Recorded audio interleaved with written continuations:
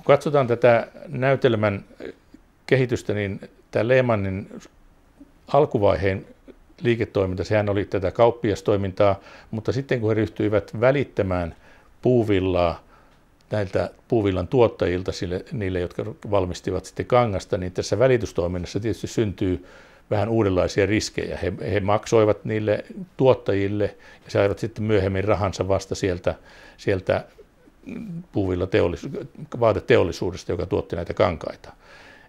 Ja siinä oli yksi semmoinen esimerkki, jossa tulee tämä rahoituksen ja riskien mahdollisuus. Toinen esimerkki sen jälkeen oli sitten, kun Yhdysvaltain sisällissota päättyi, niin silloinhan he jo etsivät uusia mahdollisuuksia liiketoimintaan, ja silloin tuli nämä sehän sotaan liittyvät jälleenrakennustoimet ja niiden rahoittaminen. He siirtyivät siis yhä enemmän tälle rahoitusalalle, ja tällä lailla heistä tuli pieni osa Yhdysvaltain rahoitusjärjestelmää silloin 1800-luvulla. Ja silloin tämä rahoitusjärjestelmähän on se yksi osa sitten tätä spekulaatiota, sijoitustoimintaa ja kaikkea tätä. Ja sehän koskettaa meitä jokaista.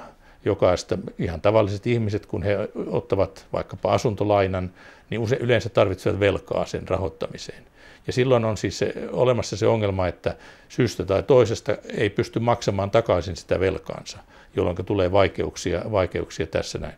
Tietysti jos ottaa lainan puhtaasti sijoitustarkoituksissa ostaakseen vaikkapa osakkeita tai muuta, niin silloin myöskin sen sijoituksen arvo on iso kysymys ja sieltä voi tulla vaikeuksia. Esimerkiksi epäonnistuneet sijoitusostot ovat yksi syy, mistä tavalliset ihmiset ajatuvat vaikeuksia. Tämä problematiikka siitä, että mitä tekee, tarvitsee rahoitusta ja onnistuuko se toiminta ja tuleeko vaikeuksia tähän rahoituksen takaisinmaksuun, lainan takaisinmaksuun, niin se on kaikkialla taloudellisessa toiminnassa. Yrityksillä tietysti myöskin. Yritykset tarvitsevat rahoitusta toiminnalle, he ottavat lainaa ja jos liiketoiminta ei onnistukaan niin hyvin, niin silloin yritykselle tulee takaisinmaksuvaikeuksia. Myöskin pankit, kun ne toimivat markkinoilla, usein lainaavat toisilta pankeilta. Ja siellä on sama ongelma, että jos epäonnistut siellä niin sanotusti tuottopuolella, niin sitten voi tulla näiden rahoituksen lainojen takaisinmaksun puolella vaikeuksia. Ja sitten tämä finanssikriisihän on sitten äärimmäinen ilmiö. Se on se, että kun pankit ovat lainanneet toisiltaan ja järjestelmä on, niin kun siellä riittävän laajasti tulee näitä vaikeuksia niin sanotusti siellä sijoittamisen tuottojen puolella, ja eikä pysty maksamaan luottoja takaisin, siitä syntyy sellainen ketjureaktio, että se aiheuttaa näille muille rahoittajille vaikeuksia, jos se tulee riittävän laajamittaisesti nämä ongelmat. Ja sitä kautta syntyy finanssikriisi.